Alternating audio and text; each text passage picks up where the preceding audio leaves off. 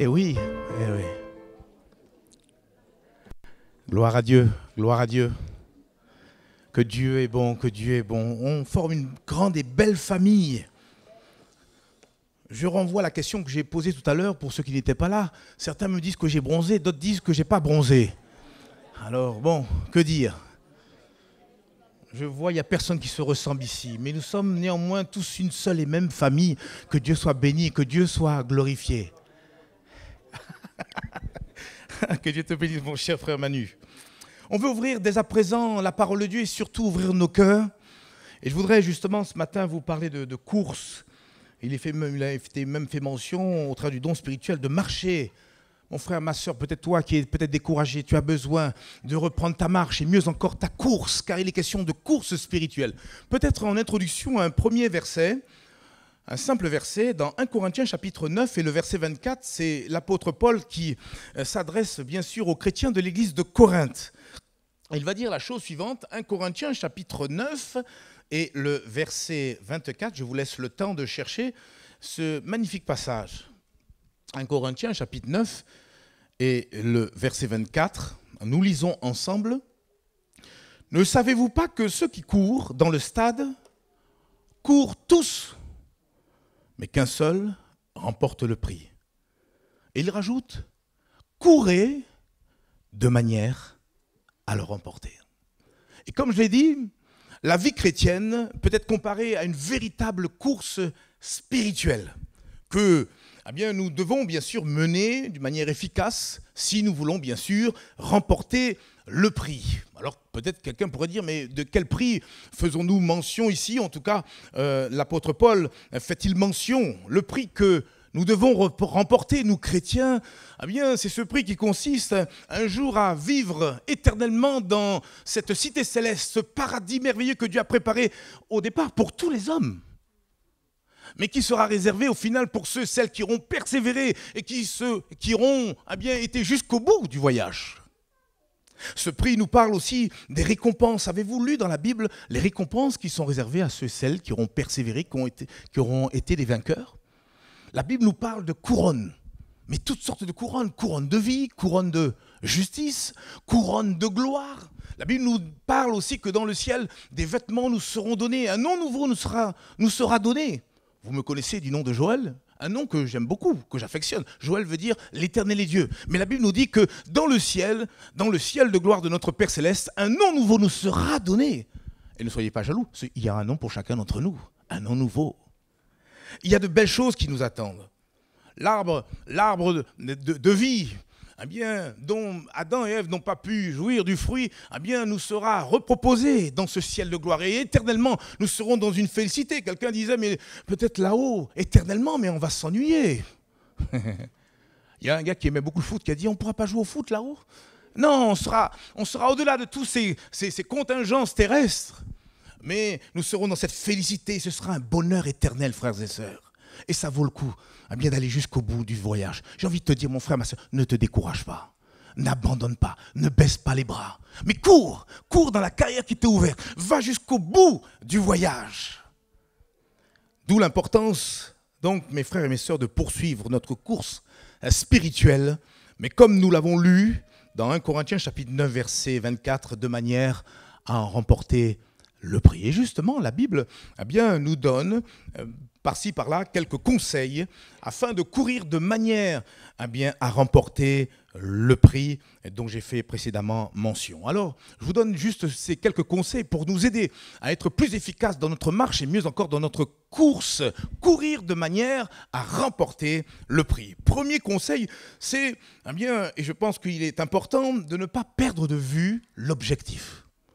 Le but à atteindre. Quand un coureur se met sur la ligne de départ, son objectif c'est quoi? C'est d'arriver. Et il s'est fixé dans son esprit, dans son cœur, un but à atteindre. Le but à atteindre, c'est cette ligne d'arrivée. Paul lui-même vivait sa vie chrétienne comme une course spirituelle. Mais Paul ne courait pas n'importe comment. Il courait non pas comme battant l'air. Voilà ce qu'il rapporte dans 1 Corinthiens chapitre 9 et le verset 26, donc 2 versets plus bas.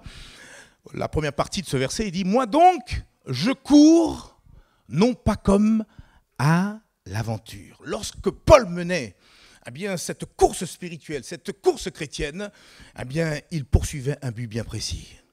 Et c'est ce qu'il va déclarer autre part.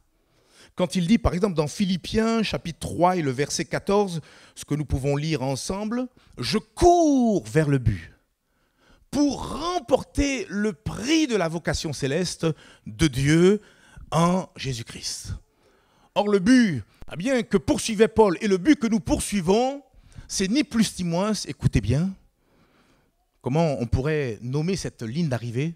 Écoutez bien, le but que nous poursuivons, nous chrétiens, c'est être fin prêt pour le retour du Seigneur. Amen ou pas amen? Quand je pense qu'il y a des personnes, ils font tout plein de calculs concernant la fin du monde, la destruction de la terre. Mais avant cela, il y a un but à atteindre. Pour nous chrétiens, c'est la ligne d'arrivée. Cette ligne d'arrivée, c'est être fin prêt pour le retour du Seigneur. Car Jésus-Christ va venir révéler ceux et celles réellement qui lui appartiennent. Bientôt, le Seigneur fera la différence entre ceux qui lui appartiennent et ceux qui ne lui appartiennent pas. J'aime à le dire parce que je ne veux pas qu'on soit là dans l'assoupissement. Le pasteur, le prédicateur est là pour éveiller l'esprit de son auditoire en l'avertissant avec amour, bien sûr, des paroles et des conseils que Dieu nous laisse. Et il nous demande, dans Amos chapitre 4, verset 12, « Prépare-toi à la rencontre de ton Dieu ». Voilà le but à atteindre. Être fin prêt pour le retour de notre Seigneur de gloire. Et certainement, en ayant cet objectif du retour du Seigneur, certainement en retour, nous pourrons remporter le prix de la vocation céleste, comme l'apôtre Paul l'a fait mention quand on a lu Philippiens chapitre 3, 14. Il dit « Je cours vers le but, je le répète, pour remporter le prix de la vocation céleste. » Frères et sœurs, il ne faudrait pas que nous soyons ces chrétiens, vous voyez, qui vivent leur vie presque au jour le jour. Ils avancent, mais ils n'ont pas d'objectif.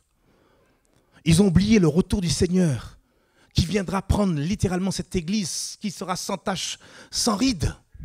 La Bible nous dit « Nul ne pourra entrer dans le royaume des cieux si son cœur est entaché par un quelconque péché. » Et on a besoin chaque jour de pouvoir se sanctifier par l'eau de la parole et par ces temps de prière, d'intimité que nous pouvons avoir avec le Seigneur. Amen ou pas amen, frères et sœurs? Et on ne veut pas ce matin se leurrer ou bien ressembler à ces 5 vierges folles que le Seigneur Jésus lui-même a qualifiées de folles. Pourquoi? Parce que ces vierges folles n'ont pas su sérieusement préparer la venue de l'époux. Frères et sœurs, le Seigneur il revient bientôt. Et à nous de nous préparer. Ce n'est pas seulement nous contentant de venir au travers de ces réunions plénières et gloire à Dieu pour la communion fraternelle. Mais je crois que c'est un combat, c'est une course de chaque jour. Où nous devons fidèlement chercher toujours à s'approcher davantage du Seigneur, rester attachés à sa personne, que Dieu soit béni. Soyons donc de ceux qui poursuivent la course spirituelle sans perdre de vue l'objectif ou le but à atteindre, c'est-à-dire être fin prêt pour le retour du Seigneur. Voilà un premier conseil. Un deuxième conseil qui va nous permettre de courir efficacement de manière à remporter le prix, c'est le deuxième conseil, c'est de pouvoir éviter de regarder en arrière. Alors là, j'aurais aimé entendre un amen. Évitons de regarder en arrière. Car en regardant en arrière, nous perdons de vue l'objectif qui, justement, se trouve devant nous. Difficile de regarder en même temps en arrière et en même temps devant nous. Vous êtes d'accord avec moi? Bon, pour les conducteurs, merci Seigneur pour les rétroviseurs. Quelquefois, il faut de temps en temps regarder si on fait une manœuvre, mais très brièvement. Mais on a surtout le regard sur la route qui se dessine devant nous, oui ou non? Si je passe mon temps à regarder dans le rétroviseur, je risque de faire quoi? Un accident. Il y a de fortes chances. Regarder en arrière peut soit nous ralentir, voire même nous arrêter.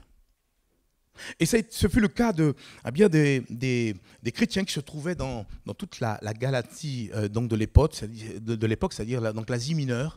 Et l'apôtre Paul a eu besoin de rectifier le tir quand il dit, par exemple, dans Galates chapitre 5, verset 7, cherchez-le avec moi. Galates chapitre 5 et le verset 7, regardez ce qu'il dit, l'apôtre Paul, à nos amis chrétiens. Il dit, vous courriez bien.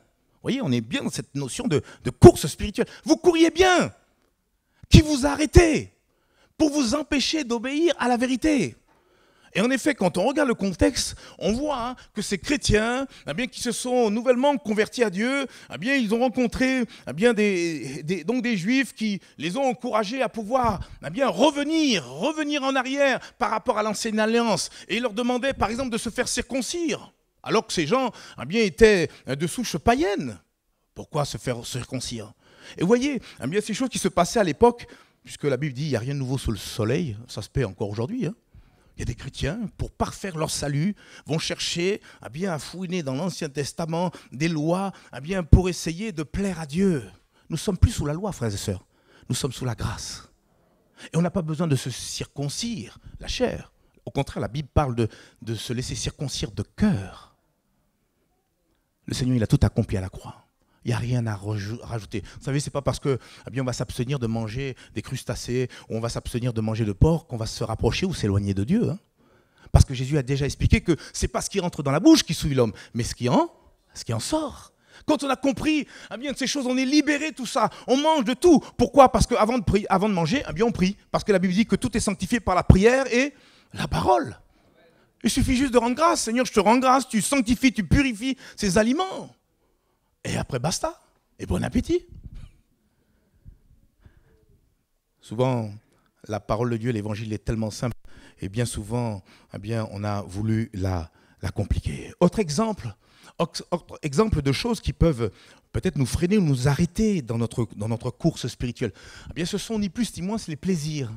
Les plaisirs de la chair, mais aussi, on va dire, les soucis. Avez-vous connu des soucis? Avez-vous expérimenté ce qu'est les soucis? C'est terrible ça. Regardez ce que dit Jésus. Luc chapitre 21, verset 34. Un conseil qu'il nous donne à tous.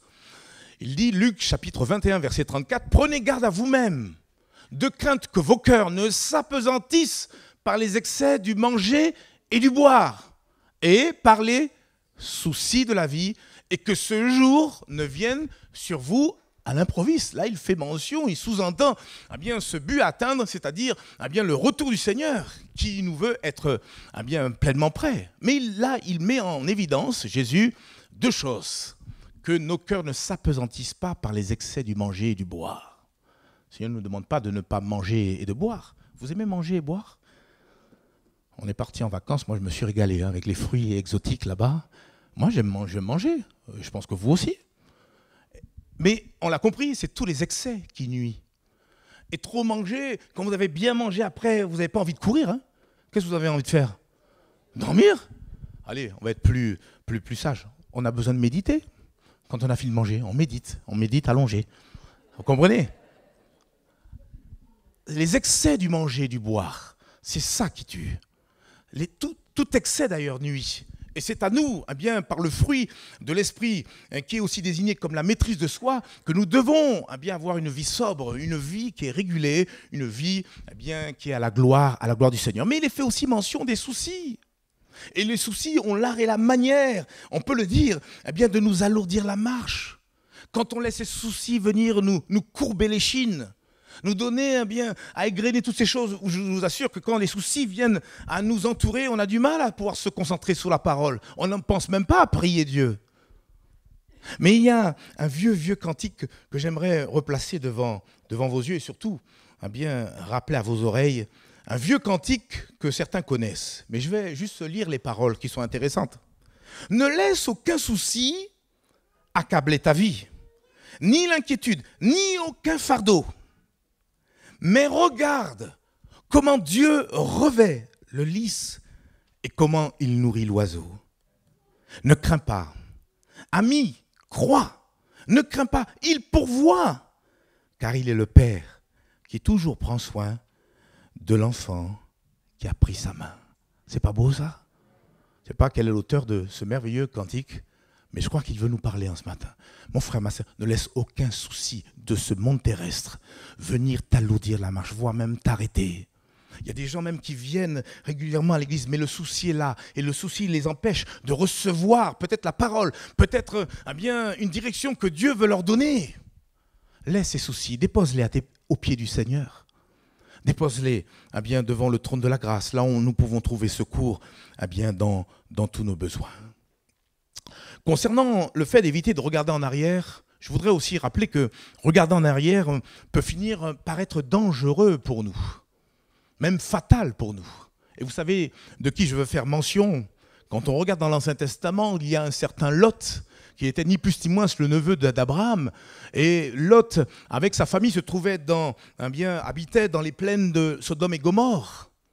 Et Dieu avait déjà annoncé, parce qu'il aimait Lot, parce qu'il voulait sauver Lot et sa famille, avait déjà averti Lot de pouvoir sortir des plaines de Sodome et de Gomorrhe. Et l'ange que Dieu avait dépêché pour avertir Lot et sa famille avait apporté la précision suivante qu'on peut lire dans Genèse chapitre 19, verset 17. Après les avoir fait sortir, l'un d'eux dit, donc l'un des anges, il était deux, « Sauve-toi pour ta vie, ne regarde pas derrière toi, et ne t'arrête pas dans toute la plaine. Sauve-toi vers la montagne, de peur que tu ne périsses. » Et je me dis, cette parole, qu'a porté cet ange à toute cette famille, on peut le dire, qui était croyante, une famille chrétienne, peut-être faisait-il partie de l'église d'Istre, je ne sais. Mais ce même message, il est aussi pour nous. Et peut-être, mon frère, ma soeur, le Seigneur te dit, sauve-toi pour ta vie. Ne regarde pas derrière toi. Ne t'arrête pas dans toute la plaine. Combien c'est facile de pouvoir s'arrêter. Oh, je fais une petite pause. Oh, moi, avec le Seigneur, je fais un break. J'arrête de lire, j'arrête de prier, je fais une coupure. Attention à ces breaks-là. On a besoin, plus que jamais, d'entendre pleinement la voix du Seigneur. Cet ordre, Lot, avec difficulté, mais il l'a respecté, sa famille également, mais sauf qu'à un moment donné, vous le savez, vous connaissez cette histoire, la femme de Lot fit le choix de regarder en arrière, et qu'est-ce qui s'est passé? Le jugement de Dieu tomba sur elle. On peut le lire juste quelques versets plus bas, Genèse chapitre 19, verset 26, la femme de Lot regarda en arrière, et elle devint une statue de sel. La femme de Lot regarda en arrière, parce que son cœur était encore attaché, écoutez bien, à ce que Dieu lui demandait de laisser derrière elle. C'est ça la vérité. Si elle s'y retournait à un moment donné, c'est qu'elle n'était pas pleinement délivrée de tout ce que le Seigneur voulait détruire derrière elle. Il n'est pas bon de regarder en arrière. D'ailleurs, le Seigneur le dira autre part. Celui qui met la main à la charrue et regarde en arrière n'est pas propre au royaume des cieux. C'est pour ça que je disais, ce deuxième conseil, d'éviter de regarder en arrière. Paul lui-même va dire, Philippiens chapitre 3, versets 12 et 13, la vérité suivante, ce n'est pas que j'ai déjà remporté le prix ou que j'ai déjà atteint la perfection. Et là encore, il insiste, je cours pour tâcher de le saisir, puisque moi aussi, j'ai été saisi par Jésus-Christ. Verset 13, frère, je ne pense pas l'avoir saisi, mais je fais une chose. Quelle chose qu'il fait? Oubliant ce qui est en arrière. Le verbe là, conjugué au participe présent, oubliant, on aurait pu aussi l'exprimer de la manière suivante, ne pas prendre soin de. On aurait pu le remplacer et donc par cette expression, ne pas prendre soin de. Ou même par l'expression suivante, jeter dans l'oubli. Ne pas se soucier de. Oui, ne pas se soucier de ce qui est en arrière. Et au contraire, nous porter vers ce qui est en avant. Frères et sœurs, j'ai envie de nous dire ce matin, ne prenons pas soin de ce qui est de notre ancienne vie. La Bible dit, si quelqu'un est en Christ, il devient une nouvelle création. Les choses anciennes sont passées. Voici maintenant, toutes choses sont devenues nouvelles. On a besoin de jeter dans l'oubli tous ces anciens péchés, même quelquefois qui pourraient revenir à la charge pour peut-être nous alourdir, nous arrêter dans notre route, ou peut-être même nous détruire. Ne nous soucions pas de nos péchés passés, parce que Dieu s'en est occupé en les effaçant par l'œuvre que Christ a accomplie sur la croix. Est-ce que nous le croyons? Jésus il a mis une croix sur notre passé. Et nous n'avons plus à nous laisser culpabiliser ou accuser par l'ennemi, parce que quand le Seigneur il a pardonné, qui peut en retour nous accuser? Que Dieu soit béni, que Dieu soit glorifié. Au contraire, que nos yeux se portent vers ce qui est en avant. Que nos yeux toujours aient le même objectif, arriver et être prêts pour le retour du Seigneur. On vient de voir deux conseils. Le premier, nous l'avons vu, rappelez-moi, c'est quoi? Ne pas perdre de vue le but ou l'objectif. de notre course. Le deuxième conseil, on vient de le voir, éviter de regarder en arrière. Il y a peut-être un troisième conseil. Quel est-il? Eh bien, c'est le fait de courir avec foi. Amen ou pas amen? Courir avec foi. C'est dans 2 Timothée, chapitre 4 et le verset 7, que l'apôtre Paul s'exprime de la manière suivante. Rappelez-vous, les commentateurs sont prêts à dire que c'est le dernier courrier que cet homme de Dieu écrit. Et il s'adresse à un jeune serviteur de Dieu du nom de Timothée. Et voilà ce qu'il écrit, entre autres, au verset 7. Il dit « J'ai combattu le bon combat. J'ai achevé la course. » On est toujours dans notre thème. « J'ai achevé la course, virgule, j'ai gardé la foi. » Et j'ai envie, je suis tenté avec vous de pouvoir unir ces 2 dernières paroles. J'ai achevé la course et j'ai gardé la foi. J'ai envie de dire que l'apôtre Paul est en train de nous dire, j'ai achevé la course parce que j'ai gardé la foi. Pour reprendre l'exemple suivant, eh bien, c'est de ce coureur qui est là, coureur peut-être professionnel. Vous savez, les Jeux Olympiques arrivent bientôt à grands pas en 2024. Le coureur professionnel est là sous la ligne de départ. Croyez-moi, il nourrit au plus profond de lui-même l'objectif de pouvoir réussir la course. Il nourrit l'espoir de pouvoir arriver. Il a une certaine foi, il a confiance à tous ces efforts qu'il a pu faire. Et il a foi qu'il arrive au bout de la course. Amen ou pas amen? J'ai envie de dire que c'est pareil. C'est pareil pour nous. Nous nous sommes engagés dans une course avec le Seigneur. Et ce qui va nous tenir, qui va nous permettre d'arriver jusqu'au bout, c'est notre foi. La Bible dit d'ailleurs, le juste vivra par sa foi, pas la foi, ou encore moins la foi d'une tierce personne, par sa foi. Chacun, par sa foi, doit persévérer et courir jusqu'au bout, alléluia, du voyage. Mais pour revenir à cet exemple du coureur, si ce même coureur, avant même qu'il ne commence la course, il est défaitiste dans son esprit, s'il se dit, au plus profond de lui-même, « je n'y arriverai pas ». Oh, je suis sûr que je vais m'arrêter avant. Et puis, quelque part, je n'aurai pas la force d'aller jusqu'au bout. Qu'est-ce que vous diriez de ce coureur? Il a dit, t'as qu'à rester là, dit James. Eh oui. Je me pose la question, s'il va finir, effectivement, par achever cette course. En tout cas, on peut dire c'est qu'il est mal parti. Si vous partez avec cette mentalité, si vous partez, j'ai envie de dire, avec cette foi négative, ça n'ira pas. Si au début de votre marche avec le Seigneur, votre course avec le Seigneur, dans votre course chrétienne, dans votre course spirituelle, vous commencez à dire « mais moi j'arriverai pas, j'aurai pas assez de force », d'ailleurs vous raisonnez mal, parce qu'il ne s'agit pas de chercher des forces au-dedans de nous. Il s'agit de compter sur la force que Dieu nous accorde pour aller jusqu'au bout du voyage. Frères et sœurs, attention à toutes ces paroles négatives qui pourraient venir s'installer dans notre esprit. Quelquefois même, c'est le diable qui vient souffler ces suggestions. Oui, par la grâce de Dieu, nous irons jusqu'au bout, parce que celui qui nous a appelés fidèles, et celui qui nous a appelés, c'est lui qui parfaira, qui achèvera pleinement ce travail pour que nous puissions arriver à bon port. Est-ce que nous le croyons, frères et sœurs? Croyons que Dieu nous donnera la force d'arriver à bon port. Il y a ce texte que j'aime beaucoup dans Ésaïe, chapitre 40. Ésaïe, chapitre 40, les versets 30 et 31. La Bible nous dit, les adolescents se fatiguent et se lassent. Et les jeunes hommes chancellent. Mais verset 31, ceux qui se confient en l'Éternel renouvellent quoi? Leur force. Ils prennent le vol comme les aigles, ils courent et ne se lassent point, ils marchent et ne se fatiguent point. Ce qui nous intéresse, c'est cette avant-dernière phrase, ils courent et ne se lassent point. Ça me rappelle ce prophète Élie, vous savez, qui avait été nourri par une nourriture spéciale de la part du Seigneur.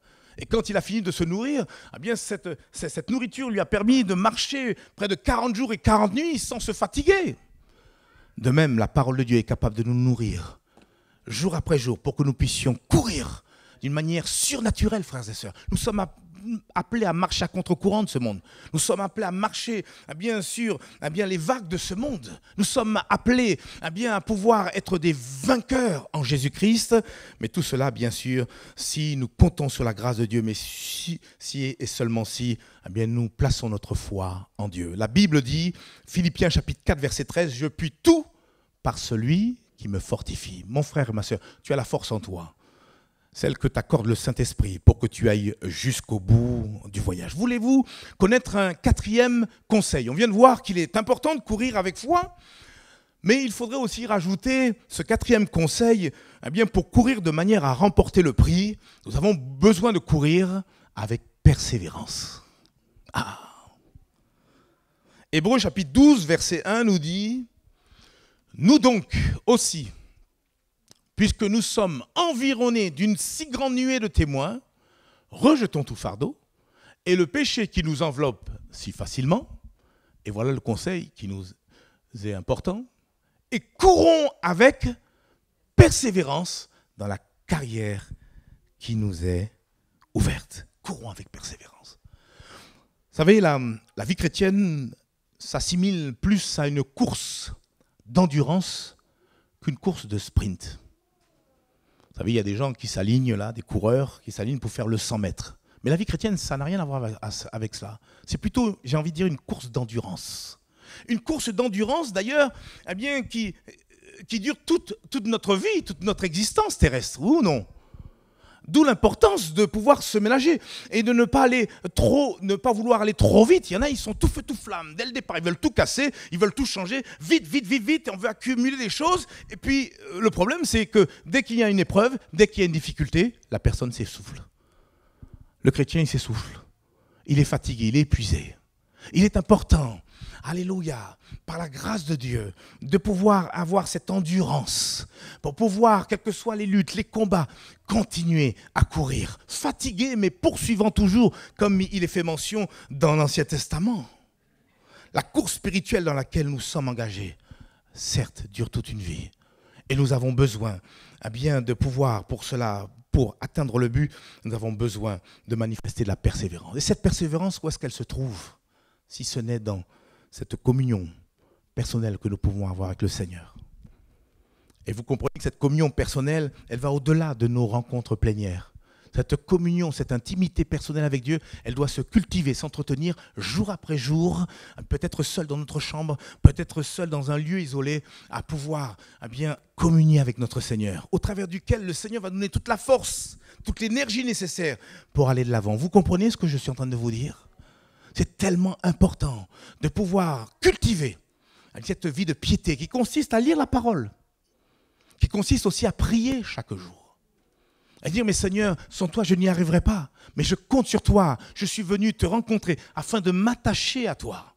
Et alors qu'on est là, dans cette communion, dans cette relation avec Dieu, Dieu en retour, saura nous donner la force de courir avec constance et régularité. Amen. Je ne veux pas être trop long ce matin. On a déjà vu 4 conseils. J'espère que vous ne les avez pas déjà oubliés. Mais je voudrais en rajouter un 5e. 5 comme les 5 doigts de la main. Et peut-être pour conclure, nous rappeler qu'on a aussi besoin, pour courir afin de remporter le prix, de compter sur la grâce et la miséricorde de Dieu. Amen ou pas amen? Il est bon de se souvenir que sans la grâce et la miséricorde de Dieu, nous n'arriverons à rien. Frères et sœurs, même si nous sommes debout ce matin, c'est uniquement par l'effet de la grâce de Dieu. Vous êtes d'accord avec moi? Ce n'est pas parce qu'on est plus fort. Il n'y a pas de super-héros ici. Mais non, on est tous pareils, à la même enseigne. Et c'est la grâce de Dieu qui nous tient, sa miséricorde qui vient nous soutenir. Regardez ce qu'il est dit dans Romains chapitre 9, verset 16. On en a bientôt terminé. Ainsi donc, cela ne dépend ni de celui qui veut, ni de celui qui court, mais de Dieu qui fait grâce et qui fait miséricorde. Est-ce que je peux vous raconter une petite partie de mes vacances là-bas en Martinique? J'ai rencontré là ma cousine et puis le fils de ma cousine m'a proposé de gravir un morne.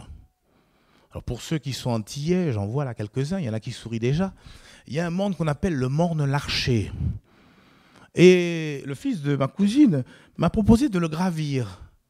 Il m'a dit, Joël, tu es prêt à pouvoir graver sur moi? J'ai dit, il n'y a pas de problème, impeccable. Et puis il m'a averti, il m'a dit attention, il y a ce... Non, je viens avec toi. Au contraire. Et puis on voyait bien ce morne au loin, le morne l'archer. Et ce jour-là, donc je m'étais préparé, les chaussures, les baskets. J'arrive au pied du morne. Puis là, je commence à réfléchir parce que la pente, elle est énorme. Pour la petite histoire, il y a à peu près plus de 450 mètres de dénivelé, entre le bas et le haut, avec une pente très pentue, très rude, avec un chemin difficile, impraticable. Pourquoi? Parce qu'il y a des gros rochers volcaniques. Et j'ai commencé les 100 mètres, j'ai dit, mais dans quoi je me suis fourré? Et comme c'est mon petit cousin, j'ai pas voulu, bon, c'est pas dans les premiers 100 mètres, mais à un moment donné, j'en pouvais plus. Et même qu'à un moment donné, j'avais mon portable, quelqu'un m'a appelé, j'avais même du mal à parler, j'étais essoufflé. Vous savez, je ne suis pas un grand sportif, hein, je vous le dis, c'est pas grave, c'est pas un péché, mais c'était pas évident pour moi. Et je vous assure que j'étais à un moment donné tenté de pouvoir dire à mon jeune cousin, écoute, on va s'en arrêter là, hein. Ou si tu veux continuer, continue tout seul. Après, j'ai dit non, quand même, il faut que j'y arrive. Et à ce moment-là, je vous dis texto ce que le Seigneur m'a dit. Il m'a dit, mais tu vois, Joël, c'est difficile pour toi de monter effectivement ce monde. Intérieurement, j'ai dit au Seigneur, oui. Eh bien, sache que la marche avec moi, elle est encore plus difficile. Mais il s'est empressé de rajouter, mais avec ma force, tout est possible. Et j'ai fait un parallèle. J'ai dit, mais Seigneur, pas question de m'arrêter là. Je suis certes essoufflé, je suis fatigué, mais Seigneur, viens à mon aide. J'ai prié tout ça, lui, il n'a rien vu. Donc tout s'est passé intérieurement. J'ai dit, Seigneur, aide-moi. J'ai pensé à Samson, j'ai pensé à tous ces super-héros qui ont eu de la force. Seigneur, donne-moi la force. Et gros miracle, je suis arrivé au bout. Je suis arrivé au bout, ça m'a marqué. De tout mon séjour, 3 semaines là-bas, c'est ce qui m'a marqué le plus. On est arrivé avec mon cher cousin, il y avait un autre neveu aussi qui était là, on était tous les 3. Un magnifique panorama au-dessus. Quand on arrivait, ça valait le coup. J'ai tiré la langue, certes, mais quel magnifique panorama. On voyait toute la vue sur toute la baie du Diamant. Je leur ai même proposé tous les deux. J'ai dit, écoutez, vous savez, on est arrivé jusqu'au bout, on va remercier le Seigneur. Et en haut de ce morne, on a prié le Seigneur. C'était super, c'était génial. Frères et sœurs, la route, elle est dure. Le chemin, il est étroit, resserré. Le Seigneur l'a dit. Et en plus de ça, il ne faut pas seulement marcher, mais il nous faut courir jusqu'au bout. Ça paraît même surhumain. Un jour, les disciples ont dit, mais Seigneur, qui peut être sauvé? Jésus a dit, pour enfoncer le clou, mais aux hommes, c'est impossible. Hein. Mais à Dieu, tout est possible. Et si nous savons compter sous la grâce et la miséricorde de Dieu, eh bien, nous pouvons vivre avec Dieu des exploits. Tu es peut-être languissant, tu es peut-être fatigué ce matin, mais le Seigneur veut renouveler tes forces. Le Seigneur veut te dire que c'est, alléluia, forcément possible avec lui. Si moi j'ai pu monter ce mont d'Archer, je peux vous dire que si nous demandons l'aide au Seigneur, il sera aussi nous aider à finir notre course, que nous avons commencé par sa grâce et que nous terminerons par sa grâce. C'est pour ça qu'il nous faudra même toute l'éternité pour remercier notre Seigneur et lui dire, mais Seigneur, si je suis arrivé dans ce paradis de gloire, c'est tout simplement parce que tu étais là, tu étais ce bon guide, ce bon berger. Vous savez, on n'est pas seul, hein. On n'est pas seul. On a un bon berger, un bon guide. Le fils de ma cousine a été véritablement un bon guide. Il m'a encouragé, il m'a vu. À mon nez, j'étais tout blême. Oui. Blême. Et il m'a rien dit, il me l'a raconté après. Mais toujours la parole pour encourager. Ça va, Joël? Oui. Allez, tu veux t'arrêter un petit peu? Allez, on reprend la course. Et on a repris la course. Et comme ça, il m'a conduit, il m'a guidé. Le Seigneur, il veut faire pareil. Il va au pas de chacun d'entre nous. Il ne méprise pas peut-être nos fatigues, nos défaites. On peut être là, peut-être sous le bord du chemin. Le Seigneur il te dit, relève-toi. Oui, poursuis ta course, mon frère, ma sœur. Ça vaut le coup. Le panorama, alléluia, céleste, il est merveilleux. Et dire que nous allons vivre d'éternité en éternité. Nous serons semblables. La Bible nous dit que tous ceux qui auront été intelligents brilleront comme la splendeur du ciel. Ceux qui auront proclamé la justice brilleront comme les étoiles à toujours et à perpétuité. Il y a des choses ineffables qui nous attendent. Ça vaut le coup de persévérer. Et rien ni personne ne doit nous arrêter dans notre course. Amen, frères et sœurs. Prions ensemble le Seigneur. Seigneur, merci pour ta parole. Oui, Seigneur, tu nous as engagés dans cette course. Et nous ne regrettons pas, Seigneur, le jour où tu as croisé notre route. Seigneur, tu nous as alignés sur la ligne de départ et nous sommes partis avec ta force et avec ta grâce. Et nous voudrions encore compter sur ta grâce et ta miséricorde pour aller jusqu'au bout du voyage. Mais tu nous rappelles encore ce matin, Seigneur, ces quelques conseils, à savoir de ne pas regarder en arrière, à toujours avoir devant nous le but à atteindre et surtout de courir avec foi et persévérance.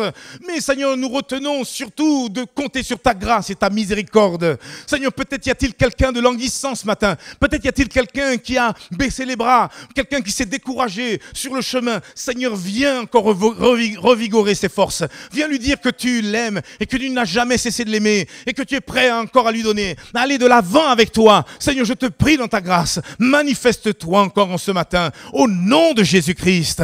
Amen et amen. Je ne sais pas, gardons nos têtes baissées, nos yeux fermés.